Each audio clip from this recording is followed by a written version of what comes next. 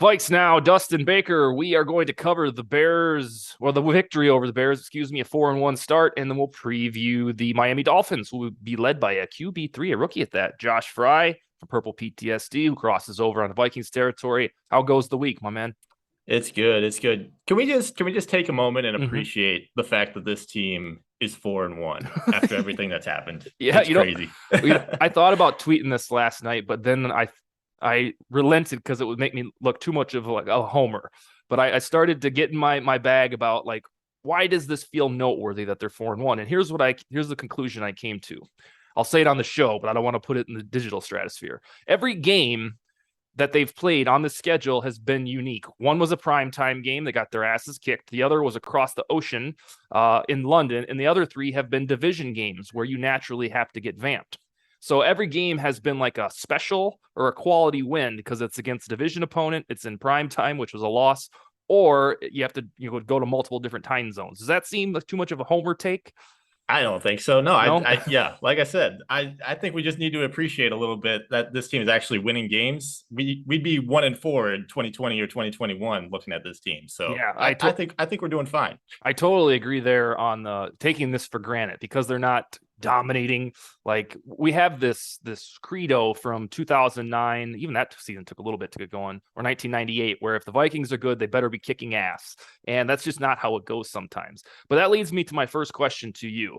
And I think I know your answer based on what you just said. Doesn't it feel like we're in a purgatory of not knowing whether the Vikings are a good team who is becoming great or if they are an average team who's getting lucky? Where do you fall on that fault line? So I definitely fall more towards I think this is a good team. But I'd also just say if you look around the league, how many teams can actually decide whether they're a good team or if they're just getting lucky at this point? Like outside of Buffalo, you could make the argument for Kansas City, although they stunk it up in the first half against Vegas on Monday. But other than that, I guess Philly too. But other than those three teams, Mm-hmm. there's been stinkers all over the place throughout the entire league. I tweeted this out on, I think it was yesterday. There's been 80 games so far in the NFL. Mm-hmm. 49 of them have been decided by 8 or fewer points. Jeez. So winning Okay. by one possession is normal. We just need to get used to it. Yeah, I just hoodwinked myself after that 21-3 lead. I was there with my kid and wife and my wife's best friend into thinking, all right, this is the game where dominance sets in. You're going to take care of a measly team. But then it just like clockwork. I said this, was it what show? I think it was on my podcast with Bryant McKinney that you might be relatively new to the Vikings, sir, but anytime they have a lead and stupid weird shit starts happening, that lead is coming back. You can get a tattoo of it in the moment that, just a punt all of a sudden. It wasn't even a shank. It was just a totally messed up punt where he kicked it 10 yards, whatever it was. Anytime, like, or the onside kick that was narrowly recovered by Jalen Rager, or was it? No, it was who recovered that punt or that onside kick? The onside kick. Oh, I don't even Oh no, that was a remember. Caleb Evans. Caleb Evans. It Was it was. Evans? Okay, Yes. yeah. When that quirky shit starts happening and the Vikings are in the lead, that lead is coming back. There's no other way around it. All right. So you think that they're a good team, maybe not going to be great, but they're better than average getting lucky. Is that correct? Yeah, I mean, honestly, if you look across any analytics site, even the betting websites right now, the Vikings are the favorites to win the NFC North, Mm-hmm. and I don't think that's a fluke at this point. If you look around the division, I don't think there's any team that's proven that they're better than the Vikings right now, especially like Green Bay. They've stunk it up over the past few weeks too. So I think we're fine. I think we're fine. The best way in any way, shape, or form, whether it's quirky wins, dominant wins, come from behind, no matter what it is, the best way for them to effectuate that Vegas fate is to stack wins against these winnable teams like the Dolphins with Skylar Thompson, the Cardinals who look like shit, the Washington Commanders who Cousins will have a revenge game. If they want to be different than the past years, they got to win those games because you can count on them losing to the Bills, probably going to drop one to the Packers, probably lose that one at Soldier Field because of that's how it goes. Reasons. Yeah. So yeah, they got to win these gimmies, and I say that very loosely. The ones that are reasonably obtainable. That's how they'll become a division winner, in my opinion. Yeah, I totally agree. This is another one of those games too in Miami where you kind of have to win this now that there's a QB3 at the starting spot, which we'll get into, I'm Yeah. sure. Yeah, I'm glad you kind of broke the news about his mobility, and we'll talk about that in about 8 Oh minutes. yeah. But he's a slow guy, relatively speaking, but he's mobile. Go figure that he's on the docket Hmm. for the Vikings. All right, the Bears. Justin Fields has had his two best games as a pro against the Vikings. Absolutely shocking for us to believe that. He actually looked pretty good, and I tweeted on my actually we stopped for Linner before we headed back to South Dakota here is the only reason that game was competitive is because he was fast. I mean, he was anytime we had him wrapped up, just like it used to be with Trubisky. He'd scamper for a first down, drive extended. It felt like Twilight Zone because this is what Trubisky used to do, but Trubisky wasn't even remotely close to that fast. So they found a way to win. Give us your generalized takes on Vikings Bears, the 29-22 win. Well, I mean, first and foremost, this is just a really weird game. Like you said, Justin Fields really fast. He made some plays with his legs, but then there were just some really fluky plays in there too, like Darnell Mooney turning into Odell Beckham Jr. for a second there. That was insane. That catch that he made. I think that was on a touchdown drive too, which kind of sucked. And Mm-hmm. then just special teams. They've been great all year, and they decided to shit the bed in this game, which was so strange. Like Greg Joseph, a couple missed kicks, a block in there too. Then you Mm-hmm. mentioned the Ryan Wright punt that ended up being a net of 10 yards. So yeah, that wasn't great. But I'm just a little confused why so many people are picking apart the offense after this game, of all things. Like, I think the offense finally put together a really complete game for once, like 4 for 4 in the red zone. Mm-hmm. 80% of their third downs were converted. That last drive that lasted 7 minutes, that was just Yeah. glorious to cap off with a QB sneak touchdown. I think this is finally the first time that we can look back and say, yeah, this offense actually played really well. And I don't understand why so many people are knocking it right now. Well, it's because of what I said a few minutes ago. When the Vikings feel like a Super Bowl contending team, it's because the offense is unstoppable. And Yeah. so 2017 was a mirage that was all defense. It was new to a lot of us. It wasn't new to the 60s and 70s fans, but the defense carried everything in case Keenum was just lightning in a bottle. However, when the Vikings feel like a Super Bowl team, which everybody wants to speak into existence, they're doing it with rip roaring offense. 98 never had a single hiccup on offense. In 2009 after that 49ers heroic game never really had sustainable or sustained hiccups. But with these Vikings, it's kind of a continuance of last year where they go to bed during the third quarter. They take a total nap. And it's like, all right, what happened to the team I just watched 45 minutes ago? So I know what they're talking about. It's frustration that they haven't had a complete offensive game. However, this is also a new coach in his very first year of doing this. And if we thought that they were going to come out of the gate 5-0 and be the greatest show on turf Rams, we were tripping. They're just gradually getting better. And the offense, yes, especially Cousins. Cousins is doing what he always does, but the rest of the team isn't finding ways to screw it up. There are moments where Cousins has those awful turds of games that happen about once per year. We saw it against the Eagles. But other than that, these fourth quarter game winning drives are nothing new, but we're acting like they are. Yeah, no, this is the same old Kirk Cousins that we've seen every single year that he's been with Minnesota. It's just like you said, it's no defense like against the Lions last year, where they're playing prevent defense all the way down the field and they're not actually trying to stop Jared Goff from scoring a 7-yard touchdown pass in the end zone. So yeah, this is a brand new Vikings team, something we like you're kind of mentioning here, like nothing we've really ever seen before from the Minnesota Vikings. And yeah, the defense needs to improve a little bit. I think there's a chance that they can. I'm a little bit nervous, especially going into this week, but yeah, I think we're going to be all right. Get into the bye 5-1, and then come out firing on all cylinders, and we'll be good. I think in support of the Cousins is different crowd, or he's finally getting game winning drops. It does seem like the bubble wrap has been taken off by Kevin Oh O'Connell. yeah. He's audibling like a madman. He never really did that before. In fact, he always seemed scared to do that Mm-hmm. with Zimmer in charge. And then just a little scamper on 3rd and 5. And then they showed the video afterward, him congratulating on the quarterback sneak. So he's doing the little stuff that we've craved for. This is going on 5 years now of, if we're going to pay you 30 plus mil per year, just go be an alpha, go do your thing like Captain Dad. And I think finally he's sort of doing it. What was the other thing? Oh, on the defense part. So you're convinced that it can possibly get better and you're a little bit nervous about it. The reason that I agree with you is because it does become a good defense in the fourth quarter. So Yeah. if it has the stones or the gumption to get good when the game's on the line, there has to be a pathway for that to occur before. Because to your point, first, second, third quarter, especially third quarter, it's shit. And then the fourth quarter, it's like, all right, these guys are good. And I have to. Do you think that there's a point if there's a game, or is it kind of like the Chiefs have done things over the past the 2020 and 21 season, where the defense really doesn't show up until mid-November?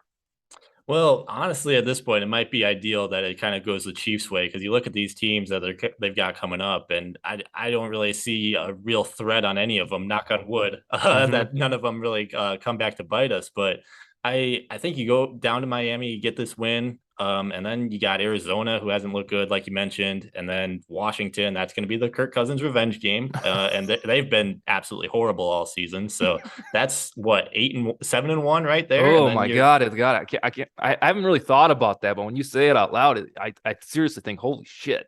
Yeah, seven Mm-hmm. and one. We're looking at a 2 seed at that point, at least, if the unless Philly hasn't faltered by then, which who knows, they might. But yeah, I think if this team can get it together by November, we're going to be fine.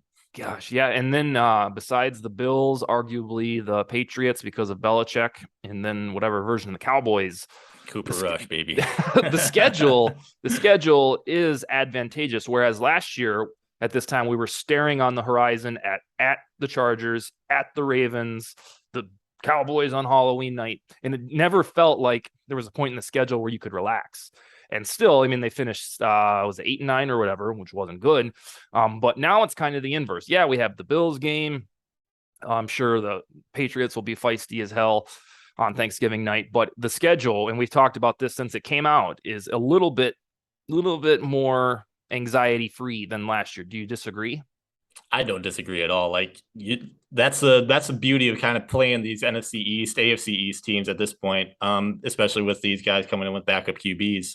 We had the AFC, it was AFC North last year, and then the NFC West were all just really good teams. I know all of them didn't make the playoffs, obviously, but they were all super competitive all the way through the season. And this time around, yeah, like you said, there's at least a point here in the middle where we can relax a little bit about this Mm-hmm. team being able to get these wins. I think though when you started rattling off 6-7-1, 8-1, and all that, the only reason that I'm like, wow, that sounds fantastic, is because I'm not sure if you followed the team closely in 2016, but there were vibes with that 5-0 start, looking at the schedule, thinking, God, who are we going to lose to, baby? Yeah. Because they played so well with the intangibles, defense and special teams. So I learned a lesson that year that while it's totally fine to get excited, you always have it in the back of your memory bank that, God, is this too good to be true?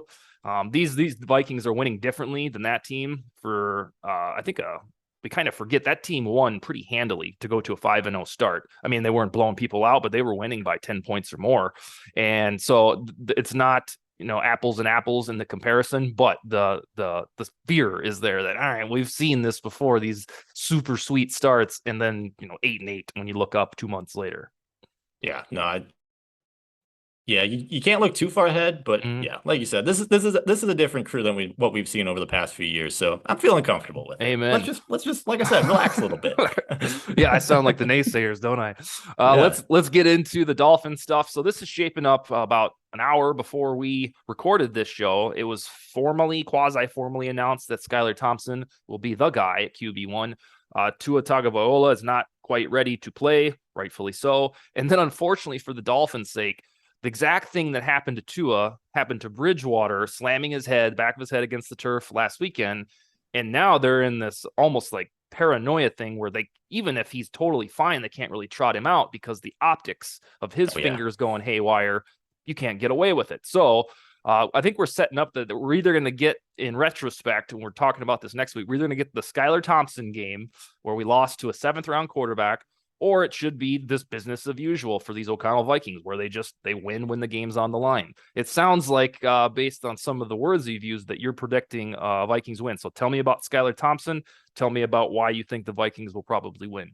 Yeah, so when it was draft season, I didn't quite get this far down the board for the QBs, but I have looked at him a little bit over the past couple days, and the biggest thing that I've noticed is what you've brought up already. He's very sneakily an athletic quarterback, Mm-hmm. despite his slower speed. He's got great agility in the pocket. He can move around pretty well. We saw a little bit of that on Sunday. I shared the video with you of him Mm-hmm. converting on third down.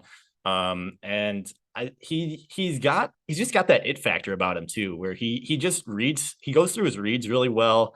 He's never really seems like he's overwhelmed in the pocket. Like even on Sunday, he made a couple bad throws, I guess, but that's rookie mistakes that you're going to see from any quarterback. Mm-hmm. But he's a guy that when you give him the right weapons, he can definitely hit them. And he's got a great arm. He hit Waddle and Hill for defensive pass interference plays. So that's something that the Vikings definitely have to look out for this Sunday. They got to play some really clean football in the secondary. Otherwise, those penalties could pile up really fast. I think you just got to make sure you get pressure on him because, Yeah. like any quarterback, especially a younger guy, if you make him feel uncomfortable, he's going to make those bad throws, and that's when you take advantage. So I was doing some of the homework on him, and at Kansas State, he played 45 games, and I noticed he threw 42 touchdowns. And I was like, well, how did this Joker get drafted? That's terrible. And then you those rushing slide touchdowns. down to rushing touchdowns, and he's got 26 in Yeah. 45 games. So yeah, that's how he got drafted. He was selected in the 7th round, and nobody really thought he'd reasonably play this soon, but such is life with concussions in general. So how do you balance your generalized optimism about the Vikings win, plus what you basically discovered, Ed Donatell's problems with guys who were mobile because they tried to give away the game to the Bears?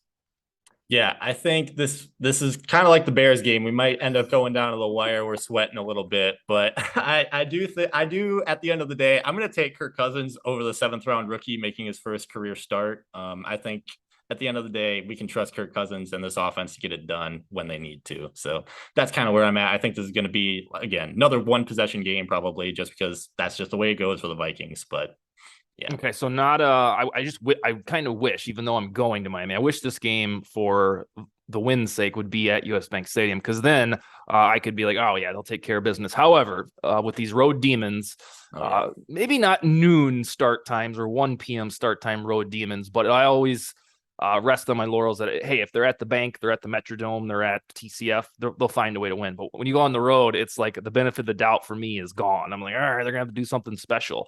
So you do see it as a 1-score game. Do you think that's because Thompson does move the sticks with his feet, or what do you see about the other parts of the Dolphins that are good enough to hang with the 4-1 Vikings? Well, I just think Jalen Waddle, Tyreek Hill, those two guys are going to cause some problems for the secondaries. And like I said, if they can even convert on a couple of those deep throws that Thompson's going to let go, there's a way for them to keep this game at least close. And he's going to be able to move around a little bit in the pocket, especially if these guys continue to refuse to blitz the passer. I don't understand why they didn't do that more against Chicago. I was calling for that leading up to that entire game. I wish we put more pressure on Fields, but it just simply didn't happen. And if that happens again, Thompson's going to be able to, he might be able to carve up this defense for most of this game. That would be so embarrassing. The last time the Vikings faced a 7th-round rookie quarterback was a man named Ryan Fitzpatrick, and that was 2005 in the Metrodome. They won. Nobody really cared who he was at the time, but that's kind of where we're at with Skylar Thompson right now. Like, if we were doing this show as I know I'm older than you, as 20 somethings or teen somethings, we'd say, who the hell is Ryan Fitzpatrick? He's a Ivy League quarterback. Good luck with that. Well, he had a pretty decent career. So I guess that is don't undercut Skylar Thompson until you see him, especially against a defensive coordinator who sucks against mobile quarterbacks. It doesn't suck in general; he's still figuring it out. But the mobile quarterbacks do cause disdain. All right, so have you dug into the Dolphins' defense? The passing defense, not good. Bad. It is. It's pretty bad. I think you said it was what, last in DVOA for passing. Very last. Yeah. Yeah. I think that we might be in for another one of those Justin Jefferson days where he's just all over the field all the time, seemingly wide open on every single play. Except these guys, they don't even have like a star safety like Eddie Jackson that they can just throw out there. So this could be a really interesting day for the Vikings passing offense. And it's weird that Brian Flores would leave a roster like that. I mean, wasn't his fault. He was growing something there, but they said no thanks controversially to him.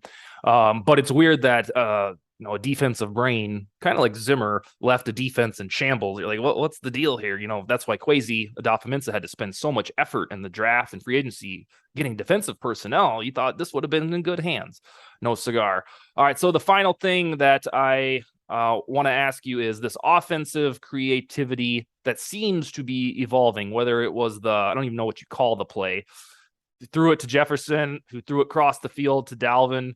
The ultimate trickery, which I don't think the Vikings have tried in years, if ever. And then the really sweet Jalen Reagor touchdown run with the misdirection and the botched flea flicker pass to Johnny Munt. All of these little quirks are new and kind of what we thought would happen when an offense first brain fostered by Sean McVay was hired. Will this continue? All of this cool stuff. Yeah, it kind of feels like O'Connell's starting to finally feel comfortable enough where he can start unloading some of this stuff. So yeah, I do think we're going to see at least once or twice a game some of these weird plays, and we might even have to consider putting Jefferson under center for a couple of these if he continues to complete throws like he has over the first few years of his career. I think that's his third completion over 3 seasons now. So yeah, if you want to run some Wildcat with JJ, why not, right? The Saquon effect. What was it? 2 weeks ago, Saquon got in there and had to run the Wildcat. Yeah, I doing a completely random thought, doing my homework for Vikings territory when Ryan Connolly was signed back to the practice squad. It re-dawned on me that he was the quarterback at Eden Prairie in one championship. So if he ever gets to the active roster, he'd probably be the emergency quarterback if we got there. I know that's completely random, but who cares? All right, so what's your? I haven't come to a score prediction because up until this morning, I was leaning towards the pessimism that said, God, I just don't know if they're really that good yet. I think they'll probably find a way to lose this. Now the Skyler stuff's official. You're starting to talk me into it. I think I'll probably end up going with the Vikings. What's your formal prediction? I'm going to go 31-24 Vikings. I think the offense is going to be able to do pretty much exactly what they did last week against the Bears, if not even a little bit more. Maybe Greg Joseph will actually hit some of these kicks this time around, and Ryan Wright won't shank a few punts. So, I think one possession game. Skyler keeps it close for a while, but Kirk Cousins might lead another game-winning drive. 4 in a row, baby. So Greg Joseph just needs to get out of the indoors. That's where he's missing all these damn 50-yarders is in the very windy U.S. Bank Stadium. Because he showed in Denver he can drill it, and then in training camp outside, it's very odd. All right, 31-24, according to Josh Frey. Any closing arguments you want to get on the record before we log off for the week? Let's just go 5-1 and let's relax when they actually win this game by one possession. Huh? Yeah, because it's coming. All right. Yeah. Then we'll be back next week to enter the bye week to digest this game and then probably just talk about what we consider mid-season vibes. That sound like a plan? Sounds great to me, my man. All right, sir. We'll see you in 1 week. See ya. Let's go, baby.